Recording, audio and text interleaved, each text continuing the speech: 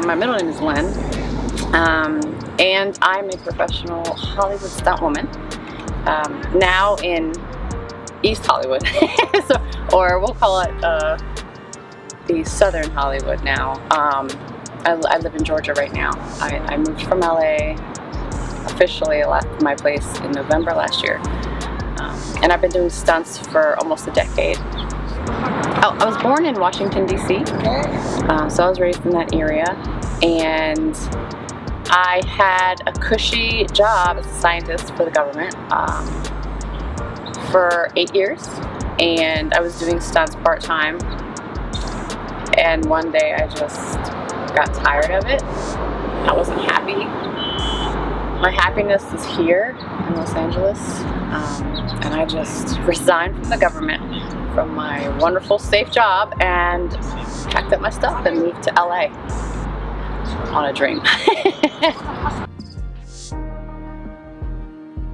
Sure, yeah. I started actually in Western boxing. That was my first art, and then from there I discovered my feet, and I went into the Eastern arts. I went into Chung Chuan, Long Fist, Kung Fu was my first art and my love. And from there I went to Jiao Ga, which is a southern style in Kung Fu. And I had dabbled in kickboxing here in LA with Sensei Benny the Jet, who's amazing.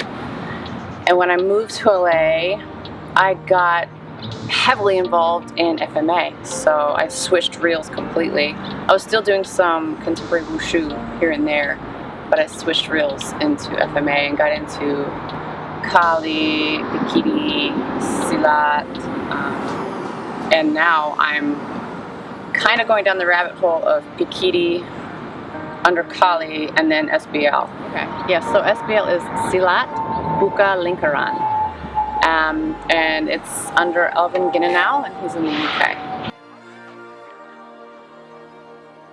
So as far as the FMA goes, recently for the most part, I've been getting heavily into the Pekiti-Tirsia, but the umbrella for me is Kali, so it's under the Guru Dan Inosanto, and there's a combination, as you know, with like Majapahit and Penchak Silat, and then there's Kali, there's Pekiti, and there's Ilustrisimo, there's Lacoste, Villabril. It's all just an amalgamation of different people, styles, opinions, and that's my go-to. Recently, the most recent stuff that I've really been getting heavily into alongside of that as an offshoot is the Pekiti and the Pekiti-Tirsia with knives, blades. And because it's so intricate and it has a lot to do with combatives and actually more like real life, application, stress testing, that's been where I've been heading as of lately, because I've had this kind of existential switch where the martial arts is fine and great, and I love it, and it's my heart, it's who I am. But where's the application, and when can I use it? And I need to test that I can use it. So, in my opinion, the way I see it is martial arts, there's self-defense, and then there's combatives. So I've kind of gone around and started going more towards combatives, and really looking at what it's like, how it feels, and the outcome, and how I can, defend myself, or what do they like to call it, the counterattack versus defense or attack. How I can do that to make sure I'm okay versus just working drills. And it's been this whole new thing for me, and I love it. I love it, and it's really testing me, and it scares me, so I love it. I love doing it. FMA comes into practice actually every day for me in my line of work in stunts. As stunt people, we have to train all the time. Training martial arts, training falls, reactions, fight choreography, wires, and whatever other niche you have, really. So FMA and the footwork in particular helps me look like I know what I'm doing on screen. And the funny thing is, you know, a lot of stunt people kind of pick and they just kind of go along the surface of martial arts just so they can kind of look the part and get the gist of what it is.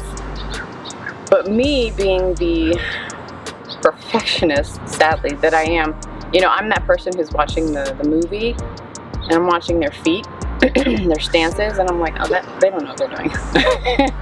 So for me, it's imperative to have a solid base in all the martial arts that I practice, so I can not only bring out the fight and bring out the character that they want, but then they know that that character, like, that's legit. Like, okay, she knows what she's doing. She has the Pekiti footwork. She has the Kali footwork. She has the open triangle, the W that Guru Dan does. It makes sense, at least to me, and I feel a lot better about it, whether or not they even notice, because most of the time directors and producers, most of the time they don't. They just know what the choreography is looking like and if it looks good. They don't know the fine, intricate details, the nuances, the bow and arrow stands versus the mabu, and etc. I do find that a lot more stunt people are actually coming to me because in Georgia, there's not exactly the same community that I'm used to, and so Kali specifically, or just FMA in general, Silat still kind of, you know, they see who, yeah, I see a lot of people, but they don't know what the actual art is. They're just kind of like, okay, you know, until you mention something like raid, and then they're like, oh, yeah. It is definitely growing in popularity, even to the common denominator, like the people, the audience. So yes, there are some stunt people who are actually diving into it to learn and to get better at the martial art itself. But yeah, a lot of them are gonna just take what they need to get through the scene, which is fine, and it's the norm, because you can't, you know, be a master in all the martial arts. So I get it. And as of recently, with Falcon and the Winter Soldier, and Doom, yes, Doom, you do see a lot. And then even there was Torres, I think was the thing on Netflix that came out. That's heavy in the Filipino, and they have some great stuff in there. And the other movie, the Disney movie, Raya. Yes, with that one specifically. So people are getting to know FMA, and they're wanting to go down that rabbit hole a little bit more, which is really cool for me. But it's not the easiest art. You know, Kali is not the easiest, because a lot of my traditional arts, when I came to Kali, I'm like, what do you mean I have to use my left hand? What do you mean it has to hold its own weapon? Like, no. I'm used to swords that, you know, are either right hand led or like a staff that you lead, you know. But yeah, I'm excited about it, because, you know, for once I'm kind of like, yeah, you know, I know something, and you guys can come and I can help you and I can share my knowledge, and it's been really cool. It's been really cool. And as of late, we've had a come up, so to speak. It's been nice, you know. Stunt women and a lot of our stuntmen give us props. You know, they support us 100%, which is really nice. You know, we have to do those stair falls with no pads. We have, you know, and it's because the females sometimes are scantily clad, and now you got to fall down the cement staircase. You know, where as a man, typically speaking, you get to roll down those stairs with some pads on. So it's really nice that our community and the public is starting to see what we do, and to kind of give us the applause. But we are typically in the shadows, because we're stunts. You know, we typically aren't seen.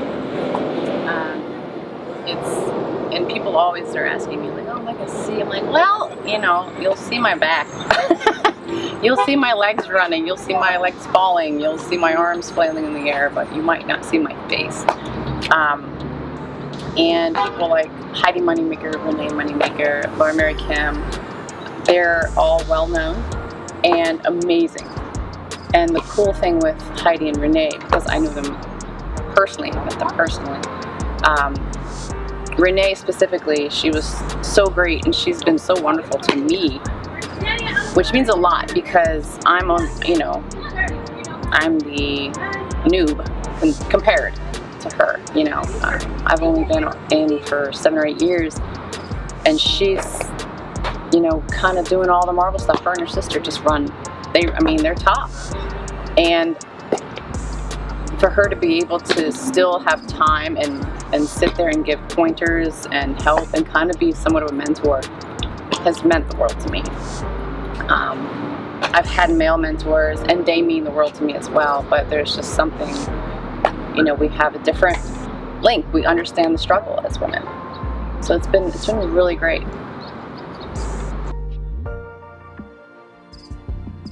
The most recent one that's already out is Falcon and the Winter Soldier, and I had the absolute pleasure and honor of doubling on the second episode on top of the 18-wheeler for Gigi. Actually was the character, which is funny because that's my Filipino nickname. So it's interesting how that worked. So that, I'm there, but it's obviously going to be a switch between me, probably Vanessa as well, and then the actual actress. So it could be me, it could be her, it could be the actress, but there's a mask, so you can't distinctly be like, well, I guess you can. Those of you people like who know me, they're like, oh yeah, that's her. They can tell it's me. And gosh, before that, I did a Netflix series. But I was pretty much behind the scenes doing pyro and special effects and stuff like that for the majority of it, called Southern Survival. But I do have a basic fall. It's a side fall in, gosh, what episode is that, 5? I'm not really exactly sure, but basically I'm all masked up and I'm doubling a man. So that was interesting. Trying to get everything strapped down, that was unpleasant, but you know, I gotta do what you gotta do.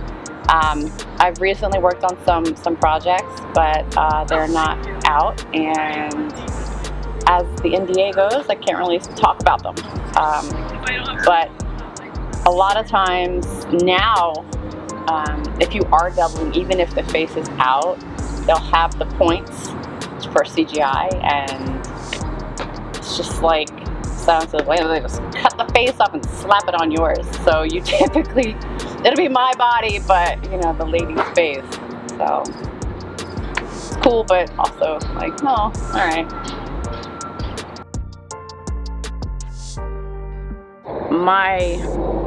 One of my goals in life is just to make sure I support my fellow women, and do my part to help any of them really get to the point where they have the feeling and the acknowledgement and the confidence to partake in their own self-defense, whether it be martial arts, firearms, whatever it is, the journey to their own self-worth. I find that a lot of times women don't end up defending themselves because they deep down have a lack of self-worth, and of course that comes from trauma. And I'm doing my own personal journey with that as well. It took a lot of introspection for me to realize that there is a lack of that. So I'm on this journey, and I just want my ladies to come with me, you know, and know that you are worth protecting. You know, it doesn't matter what your boyfriend or husband or father said, like, you're worth protecting.